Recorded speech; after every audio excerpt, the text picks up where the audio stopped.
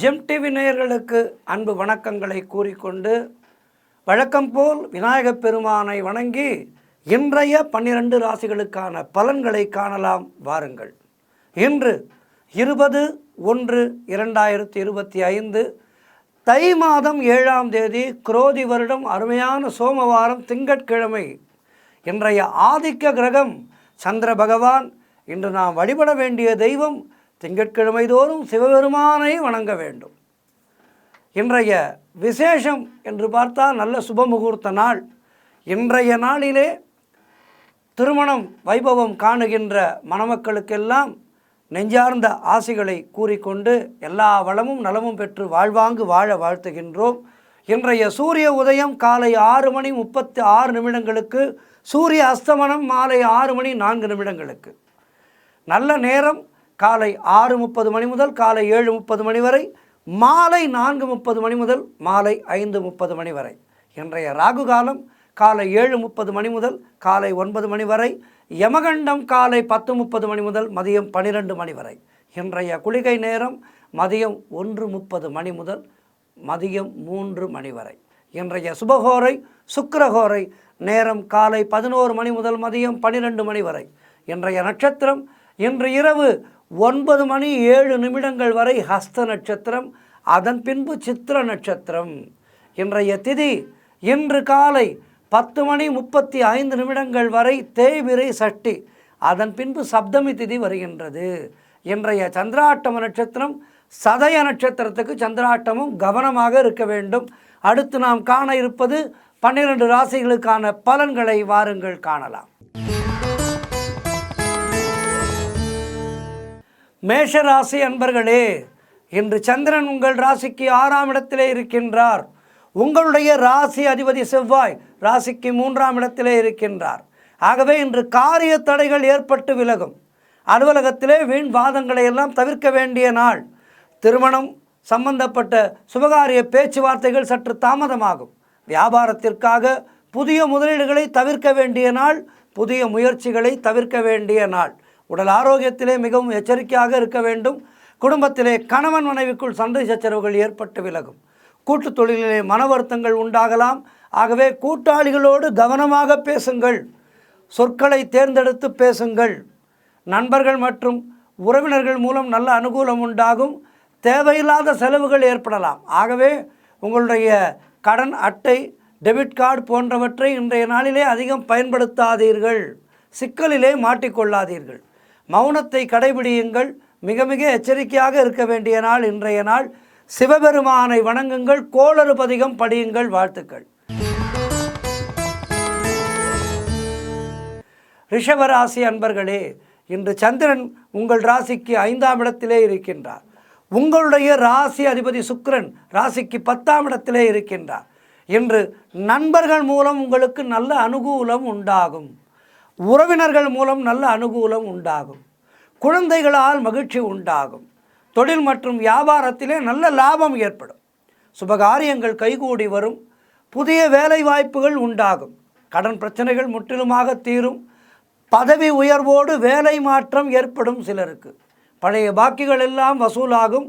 உழைப்புக்கு ஏற்ற ஊதியம் கிடைக்கின்ற அற்புதமான நாள். திருமண பேச்சுவார்த்தைகள் சுபமாக முடியும். கணவன் மனைவியிடையே நல்ல ஒற்றுமை ஏற்படும். திடீர் பண வரவு உண்டாகும். சுப விரயங்கள் ஏற்படக்கூடிய நாள். விரயத்திலே 2 விரயங்கள் இருக்கின்றது. சுப விரயம், அசுப விரயம். இப்போது வீட்டிலே ஒரு கல்யாணம் ஏற்பாடாகின்றது என்றால் நாம் வங்கியிலிருந்து பணத்தை எடுத்து சந்தோஷமாக செலவு செய்வோம். பெண்ணுக்கு அதை வாங்க வேண்டும், இதை வாங்க வேண்டும், இப்படி இருக்க வேண்டும், அப்படி இருக்க வேண்டும் என்று பார்த்து பார்த்து சந்தோஷமாக செலவு செய்வோம்.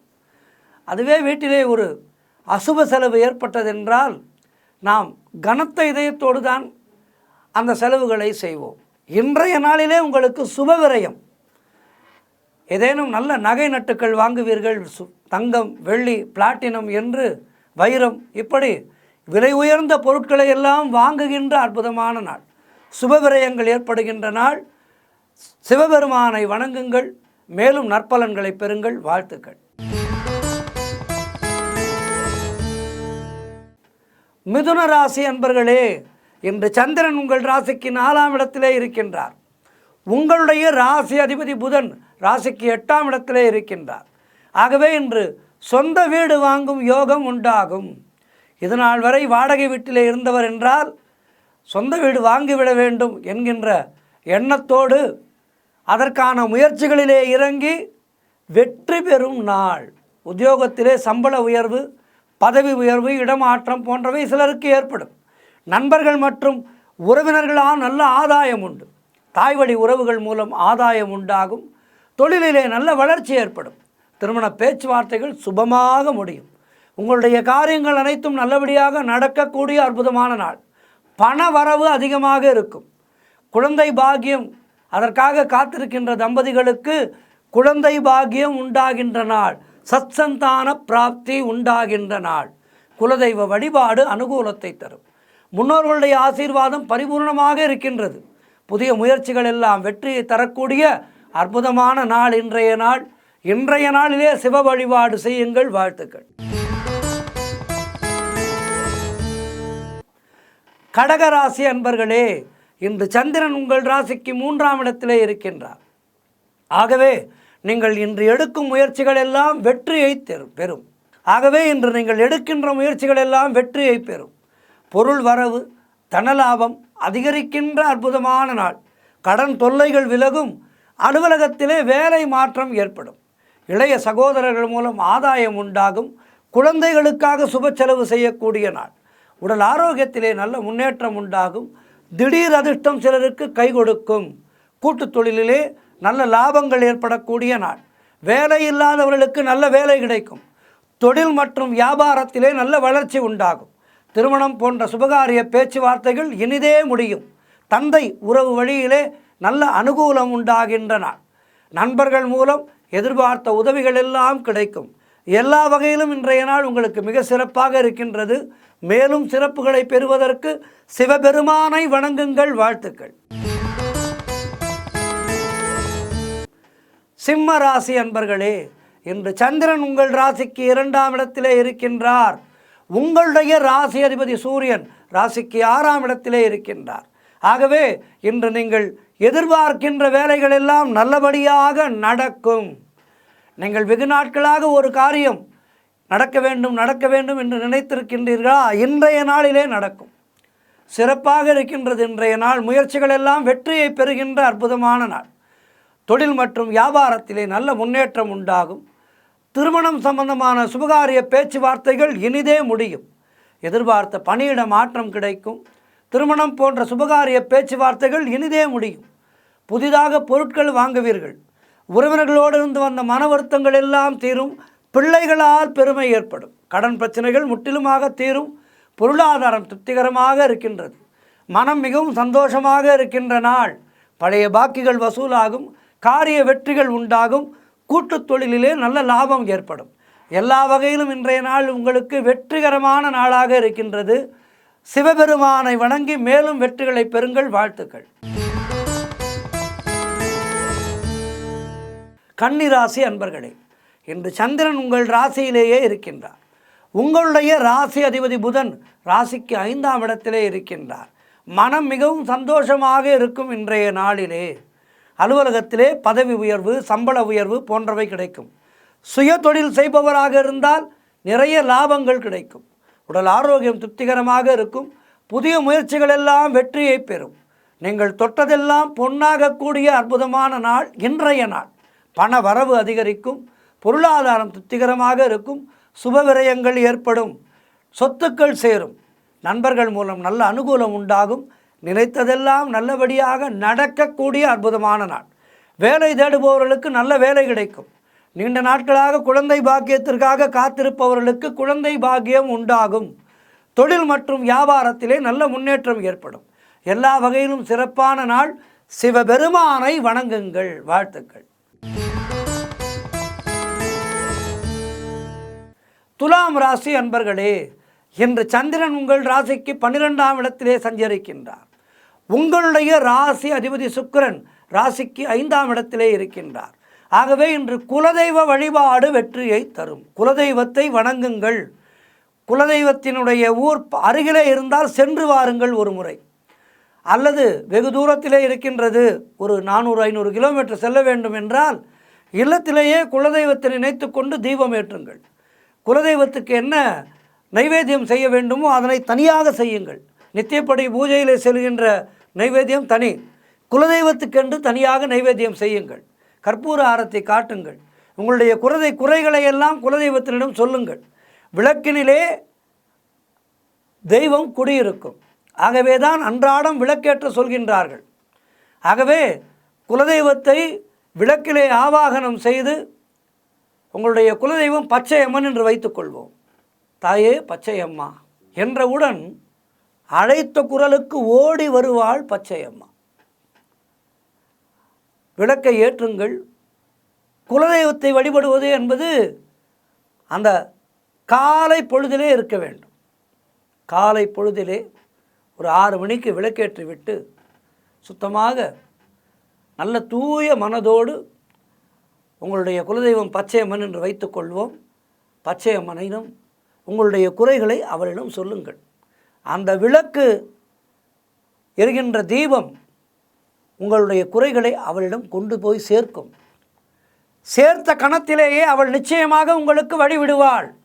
நீங்கள் என்ன பிரச்சனைக்காக விளக்கேற்றி வழிபாடு செய்கின்றீர்களோ அந்த பிரச்சனை நிச்சயமாக முடியும். ஆகவே மனதிலே ஆழ்ந்த நம்பிக்கை வேண்டும். ஆழ்ந்த நம்பிக்கையோடு குலதெய்வத்தை வணங்குங்கள். நிச்சயமாக உங்களுக்கு நல்ல வழி பிறக்கும். உடல் ஆரோக்கியத்திலே எச்சரிக்கையாக இருக்க வேண்டும். இன்றைய நாளிலே தொழிலிலே புதிய முதலீடுகளை தவிர்க்க வேண்டிய நாள். ஆகவே கவனமாக இருங்கள். மௌனத்தை கடைபிடியுங்கள். அதிகம் பேசாதீர்கள். இறைவனுடைய நாமத்தை மனதிற்குள்ளே சொல்லிக்கொண்டே இருங்கள். சிவபெருமானை வணங்குங்கள். கோளறு பதிகம் படியுங்கள். நல்ல நாளாக மாறும். வாழ்த்துக்கள். விருச்சிக ராசி அன்பர்களே, இன்று சந்திரன் உங்கள் ராசிக்கு 11ஆம் இடத்திலே இருக்கின்றார். உங்களுடைய ராசி அதிபதி செவ்வாய் ராசிக்கு 8ஆம் இடத்திலே இருக்கின்றார். ஆகவே இன்று சகலவிதமான பாக்கியங்களும் உங்களுக்கு தேடி வருகின்ற அற்புதமான நாள். மூத்த சகோதரர்கள் மூலம் நல்ல ஆதாயம் உண்டாகும். எதிர்பார்த்த பணம் கைக்கு வரும். உடல் ஆரோக்கியத்திலே நல்ல முன்னேற்றம் ஏற்படும். தொழிலிலே நல்ல லாபம் ஏற்படுகின்றன. வீடு வண்டி வாகன மாற்றம் ஏற்படும். குழந்தைகளால் பெருமை அடைவீர்கள். காரிய தடைகள் விலகும். குடும்ப ஒற்றுமை சந்தோஷத்தை தரும். நண்பர்கள் மூலம் நல்ல அனுகூலம் உண்டாகும். கடன் பிரச்சனைகள் இருந்தால் அவை முற்றிலுமாக தீரும். வேலை இல்லாதவர்களுக்கு நல்ல வேலை கிடைக்கும். பொருளாதாரத்திலே நல்ல வளர்ச்சி உண்டாகும். எல்லா வகையிலும் இன்றைய நாள் சிறப்பாக இருக்கின்றது. சிவபெருமானை வணங்குங்கள்.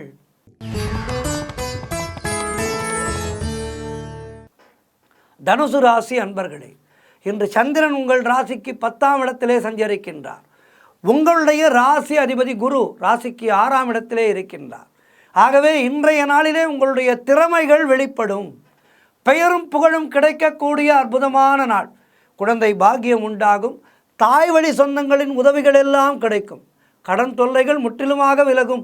மனம் தெளிவாக இருக்கும். குழப்பங்கள் நீங்கி தெளிந்த நீரோடை போல உங்களுடைய மனது இருக்கும்.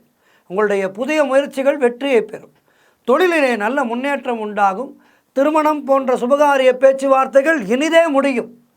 பங்குனி மாதம் கல்யாணம் என்று கெட்டிமேளம் கொட்டுவதற்கான முகூர்த்த காலை நடுவார்கள்.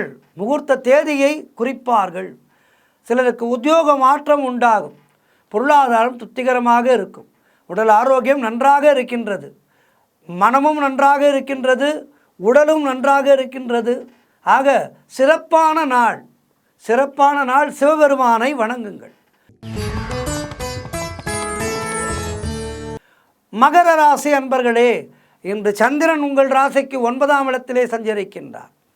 உங்களுடைய ராசி அதிபதி சனி ராசிக்கு 2ஆம் இடத்திலே இருக்கின்றார். ஆகவே தந்தை வழி சொந்தங்கள் மூலம் நல்ல அனுகூலம் உண்டாகும். சிலருக்கு வீடு வண்டி வாகன மாற்றம் ஏற்படும். உடல் ஆரோக்கியத்திலே சிறப்பாக இருக்கின்றது. உடல் ஆரோக்கியம் மிக சிறப்பாக இருக்கின்றது. மருத்துவரை தேடி போக வேண்டாம். மாத்திரைகள் உண்ண வேண்டாம். அலுவலகத்திலே புதிய வேலை வாய்ப்புகள் வெற்றியை தரும். நீங்கள் நினைத்தது அனைத்தும் நல்லபடியாக நடக்கக்கூடிய அற்புதமான நாள். எதிர்பார்த்த பணம் கைக்கு வரும். திருமணம் போன்ற சுபகாரிய பேச்சுவார்த்தைகள் கைகூடி வருகின்ற நாள். கடன் பிரச்சனைகள் முற்றிலுமாக தீரும். குழந்தை பாக்கியம் சிலருக்கு உண்டாகும். புதிய தொழில் தொடங்கும் முயற்சிகள் வெற்றியை தரும். காரிய தடைகள் விலகும். உத்தியோக உயர்வு, பதவி உயர்வு போன்றவை கிடைக்கும். நண்பர்கள் மூலம் நல்ல ஆதாயம் உண்டாகும். எல்லா வகையிலும் இன்றைய நாள் மிக சிறப்பாக இருக்கின்றது. வாழ்த்துக்கள்.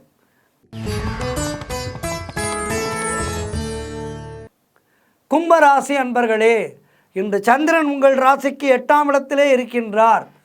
உங்களுடைய ராசி அதிபதி சனி ராசியிலேயே இருக்கின்றார். ஆகவே இன்று உங்களுக்கு சந்திராட்டமும் இருக்கின்றது. என்றாலும் மனம் அதிர வேண்டாம், மனம் குழம்ப வேண்டாம். எப்போதும் சந்திராட்டமத்தை நினைத்து பயம் கொள்ளாதீர்கள். மனதை திடமாக வைத்து கொள்ளுங்கள்.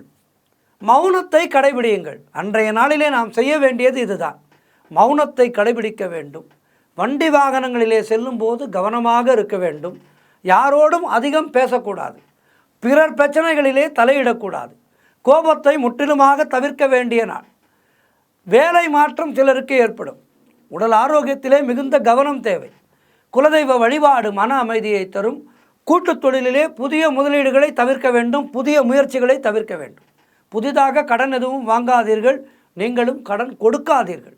கோர்ட் கேஸ் போன்ற பிரச்சனைகளில் ஈடுபடக்கூடாது. சந்திராட்டம நாளிலே குறித்து கொள்ளுங்கள்.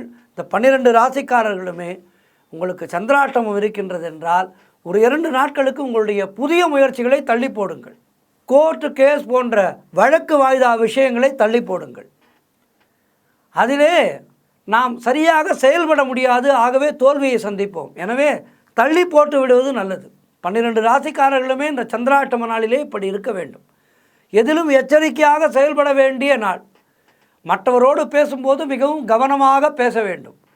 இதையெல்லாம் கடைபிடித்து விட்டால் சந்திராட்டம பாதிப்புகள் நம்மை ஒன்றும் செய்யாது. ஆகவே இவற்றை கடைபிடியுங்கள்.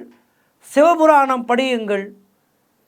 சிந்தை மகிழ சிவபுராணம் தன்னை முந்தை வினை முழுதும் ஓய உரைப்பன் யான் என்கின்றார். முன்னாடி இருக்கின்ற வினைகள் முதற்கண்டு போய்விடும். அப்போது சந்திராட்டம பாதிப்பு நம்மை என்ன செய்யும்? ஆகவே சிவபுராணம் படியுங்கள். கோளறுபதிகம் படியுங்கள். வேயுரு தோழி பங்கன் விடமுண்ட கண்டன் மிக நல்ல வீணை தடவி. உங்களுக்கு ராகமாக பாட தெரியலனாலும் அதை வைத்து கொண்டு படியுங்கள் போதும். சந்திராட்டம பாதிப்புகள் ஒன்றுமே செய்யாது. சிவபெருமானை வணங்குங்கள். வாழ்த்துக்கள்.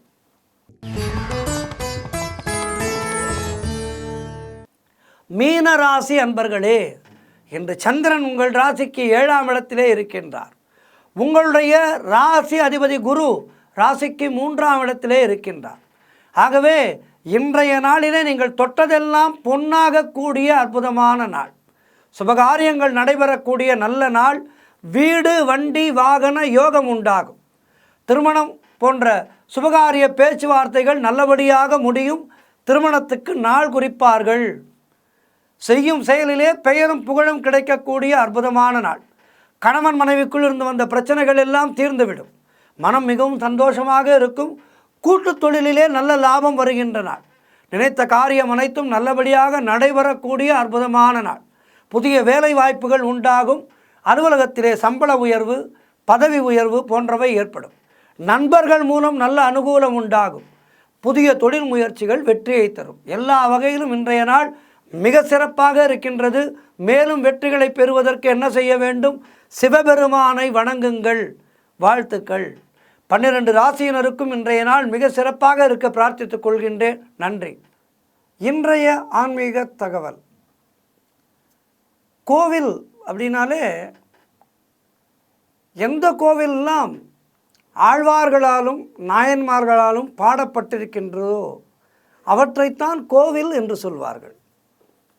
அந்த வகையிலே பார்த்தீர்களானால் வைஷ்ணவத்திலே அற்புதமான கோவில்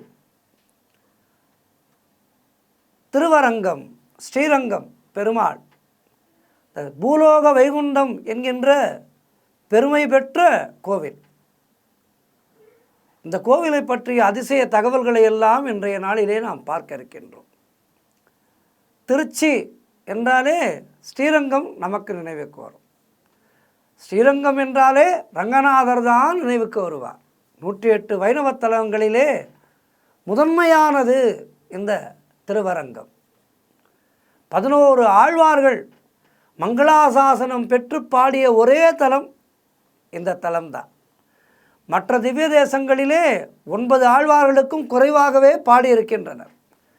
108 திவ்ய தேசங்களிலே 2 இந்நில உலகிலே இல்லை. ஒன்று பரமபதம், மற்றொன்று திருப்பார்க்கடல்.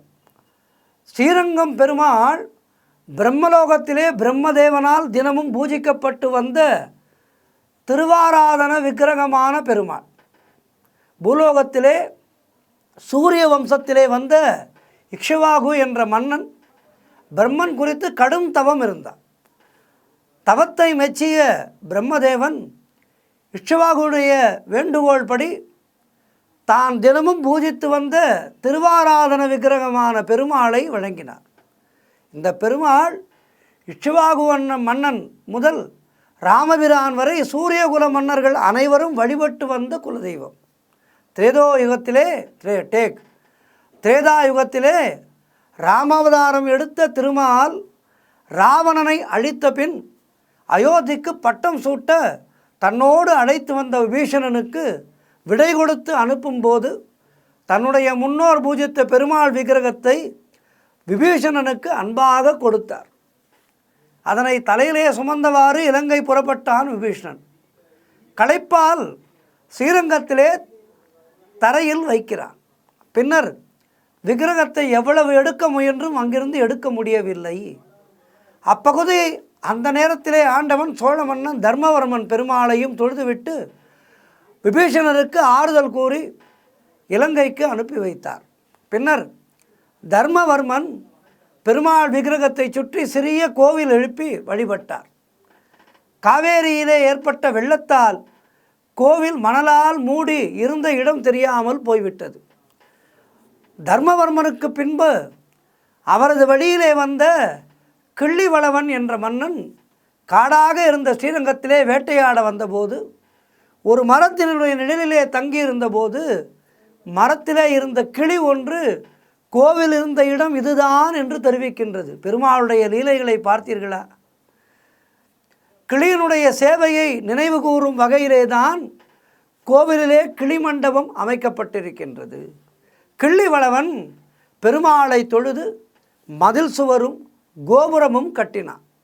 கிள்ளிவளவனுக்கு பின் வந்த சோழ பாண்டிய விஜயநகர மன்னர்கள் ஆழ்வார்கள் ஆச்சாரியார்களின் தொடர் பணியால் தற்போது இருக்கும் நிலையிலே ஸ்ரீரங்கம் உயர்ந்தோங்கி இருக்கின்றது. வைணவத்தினுடைய மைய தலைமைச் செயலகமாக ஸ்ரீரங்கம் திகழ்கின்றது என்று சொன்னால் அதிலே மாற்று கருத்தே இல்லை. ஸ்ரீ ராமானுஜர் பரப்பிய விசிஷ்டாத்வைதம் நெறிக்கு ஸ்ரீரங்கமே நிலைக்களமாக இருக்கின்றது. சிலப்பதிகாரம் 4000 திவ்ய பிரபந்தத்திலே இந்த கோவில் குறித்த வர்ணனைகள் இருக்கின்றன என்றால் இக்கோவிலுடைய தொன்மை பற்றி நாம் அறிந்து கொள்ளலாம். கோவில் தோன்றிய விதத்துக்கு ஆதாரத்தோடு கூடிய கல்வெட்டு எதுவும் இல்லை என்றாலும் இந்தியாவிலேயே ஸ்ரீரங்கம் கோவில்தான் 7 பிரகாரங்களுடன் அமைக்கப்பட்டிருக்கின்றது. இதிலிருந்தே நாம் இந்த கோவிலுடைய தொன்மையை பற்றி தெரிந்து கொள்ளலாம். கோவிலை சுற்றி 21 கோபுரங்கள் இருக்கின்றது. ஸ்ரீரங்கத்திலே 1961ஆம் ஆண்டின் மக்கள் தொகை கணக்கின்படி 42,000 மக்கள் மட்டுமே வசித்து வந்தது உள்ளனர். தற்போது அன்றைய மக்கள் தொகை என்பது லட்சக்கணக்கிலே இருக்கின்றது. கோவிலினுடைய நாழிகேட்டான் வாயிலிலே வெளிப்புற முகப்பிலே 2 பக்கங்களிலும் உள்ள மாடங்களிலே புத்திரர் சுபத்திரர் ஆகிய துவார பாலகர்கள் இருக்கின்றனர். உள்புற முகப்பிலே சென்று பார்த்தால் பெரிய பெருமாள் மூலஸ்தானத்தை நோக்கி மகாவிஷ்ணுவுக்கு உரியவனாய் முறையே சங்கு தாமரை வடிவங்களிலே சங்கநிதி பதுமநிதி உருவங்கள் 2 பக்கங்களிலும் உள்ளன. மூலஸ்தானம் மேற்கே உள்ள மேடையிலே விஜயரங்க சொக்கநாத நாயக்கர் அவரது மனைவி மகன் மருமகள் ஆகியோருடைய திருவுருவங்கள் தந்தத்தால் இயற்கை அளவிலே செய்து வண்ணம் தீட்டி வைக்கப்பட்டுள்ளது. அழகான காட்சி. மூலவர் உற்சவர் தாயாருக்கு அணிவிக்கப்படும் மாலைகள் அனைத்துமே அம்மா மண்டபம் ரோட்டிலே உள்ள மதுரகவி நந்தவனத்திலே பூக்கள் பறிக்கப்பட்டு மாலை அழகாக கட்டப்பட்டு சமர்ப்பிக்கப்படுகின்றது. பெருமாளுக்கு நைவேத்தியம் செய்ய சமைப்பதற்கு மடப்பள்ளியிலே மண்பாத்திரங்களே தற்போதும் உபயோகப்படுத்தப்படுகின்றது. மண்பாத்திரங்கள் உபயோகப்படுத்தப்படுகின்றது என்றால் இந்த கோவிலுடைய தொன்மையை பற்றி நாம் சொல்லவும் வேண்டுமோ? மூலவர் சுதையினால் இருப்பதால் இந்த ஆலயத்திலே பெருமாளுக்கு திருமஞ்சனம் செய்வதில்லை. அதற்கு பதில் கோவில் பணியாளரை கொண்டு ஆண்டுக்கு இருமுறை கோவில் ஊழியர்களால் இயற்கை மூலிகையினால் தயாரிக்கப்பட்ட தைலம் பூசப்பட்டு, அதாவது தைலக்காப்பு, அது உலர்ந்த பின் நீக்கப்பட்டு மெருகூட்டப்படுகின்றது. இத்தலத்திலே ஆண்டாள், திருப்பானாழ்வார், துலுக்கநாச்சியார் ஆகியோர் அரங்கனின் திருவடியை அடைந்து உள்ளனர். இதிலிருந்தும் நான் இந்த கோவிலினுடைய தொன்மை பற்றி அறிந்து கொள்ளலாம். ஆண்டாள் நாச்சியார் சூடி கொடுத்த சுடர்கொடி. அவள் அப்படியே ரங்கனோடு கலந்து விடுகின்றாள். என்ன ஒரு பாக்கியம், என்ன ஒரு பாக்கியம்! ஆண்டாள் நாச்சியார் 12 ஆழ்வார்களிலே ஒரே ஒரு பெண் ஆழ்வார் ஆண்டாள் நாச்சியார். கோவிலுடைய கருவறை மேலே தங்கத் தகடுகளால் வேயப்பட்ட விமானம் உள்ளது. அந்த விமானத்தின் மேலே ரிக், யஜுர், சாம, அதர்வண வேதங்களை குறிக்கின்ற வகையிலே 4 தங்க கலசங்கள் உள்ளன. ஆண்டுதோறும் துலா மாதத்திலே, அதாவது ஐப்பசி மாதத்திலே பெருமாளுக்கு திருமஞ்சனம் மற்றும் பூஜைக்கு தங்கத்தில் செய்யப்பட்ட பொருள்களே பயன்படுத்தப்படுகின்றது. இந்த துலா மாதம் 30 நாட்களும் மூலவருக்கும் உற்சவருக்கும் சாலக்கிராம மாலை அணிவிக்கப்படும். கோவில் தலவிருட்சம் அழகான புன்னை மரம். மூலவர் ஸ்ரீரங்கநாதர், உற்சவர் நம்பெருமாள், தாயார் ஸ்ரீரங்கநாச்சியார். கோவில் தீர்த்தங்கள் என்று பார்த்தால் சந்திர புஷ்கரணி, சூரிய புஷ்கரணி, வகுள தீர்த்தம், சம்பு தீர்த்தம், அஸ்வத்த தீர்த்தம், பலாச தீர்த்தம், புன்னாக தீர்த்தம், பில்வ தீர்த்தம், கதம்ப தீர்த்தம், ஆம்பர தீர்த்தம், தென்திருக்காவேரி, வடதிருக்காவேரி.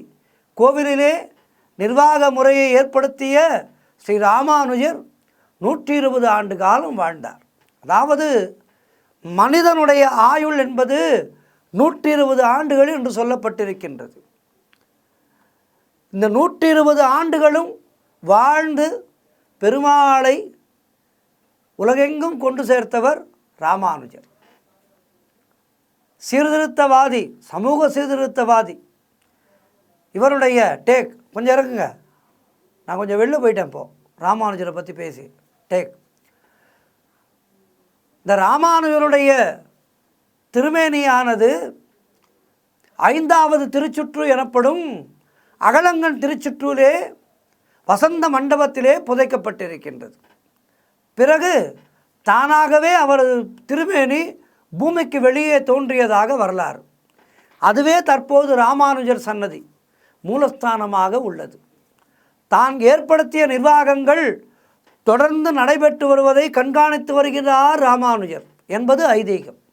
ஆசியாவிலேயே மிக உயரமான கோபுரம் என்ற பெருமைக்குரியது ஸ்ரீரங்கம் ராஜகோபுரம். இதனுடைய உயரம் 236 அடி, 13 நிலைகளோடு 13 கலசங்களோடு கம்பீரமாய் காட்சியளிக்கின்றது இந்த கோபுரம். இந்த கோபுரமானது 1987 கட்டி முடிக்கப்பட்டு மகா கும்பாபிஷேகம் நடைபெற்றது. 400 ஆண்டுகளுக்கு முன் கட்டப்பட்ட தெற்கு ராய கோபுரமே பிரதானமான நுழைவாயில். கிருஷ்ணதேவர் ராயர் காலத்திலே ஆரம்பிக்கப்பட்டு முற்றுப்பெறாதிருந்த தெற்கு ராய கோபுரம் முன்பு மொட்டை கோபுரமாக இருந்தது. ராயர் கோபுரத்திலே திருஷ்டி பரிகாரத்திற்காக முனிக்கு அப்பனான ஸ்ரீனிவாசனை எழுந்தருளச் செய்தனர். நித்திய வழிபாடுகள் இன்றும் நடந்து வருகின்றது. இந்த ராஜகோபுர வாசலை முனியப்பன் கோட்டை வாசல் எனவும் அழைக்கின்றனர். அதாவது முனியப்பன் கோட்டை வாசல் எனவும் அழைக்கின்றனர்.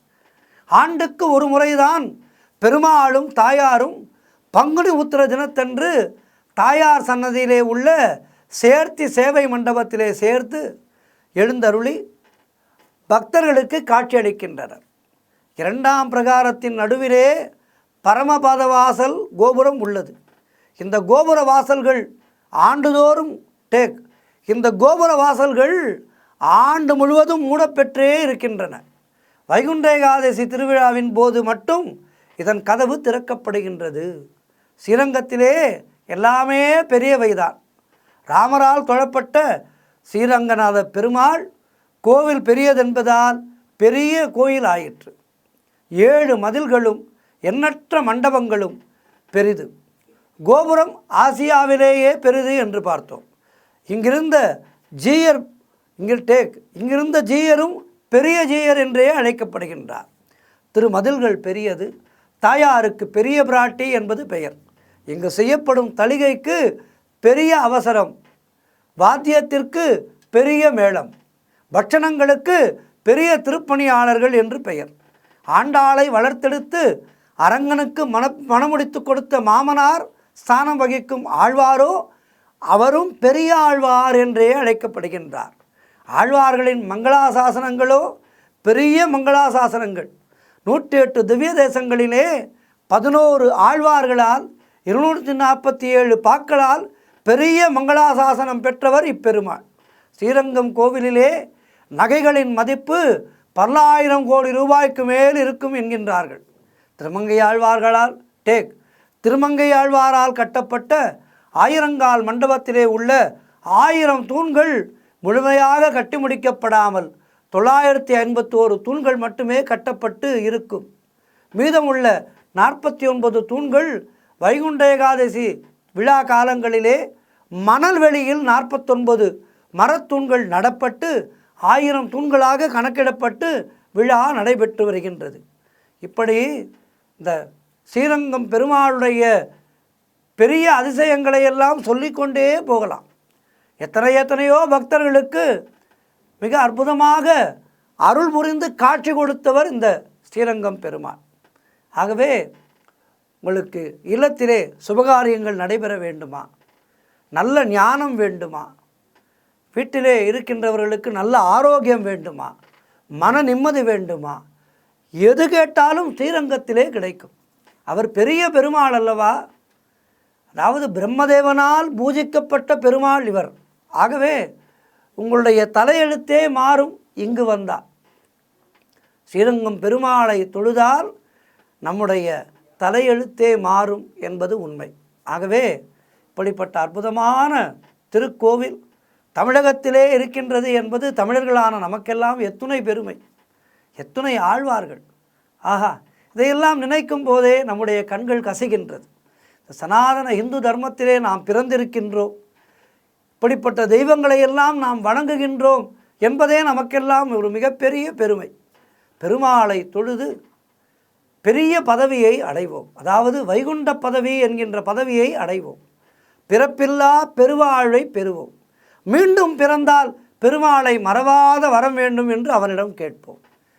பெருமாளை பணிவது ஒன்றே பணி என்று வாழ்நாளை கடத்தினால் நமக்கு பெரிய துன்பங்கள் எதுவுமே வாழ்விலே இல்லை என்பதுதான் சத்தியம். ஆகவே ரங்கா ரங்கா ரங்கா ரங்கா ரங்கா என்று அவருடைய பாதம் பணிந்து எல்லா விதமான நன்மைகளையும் பெறுவோம்.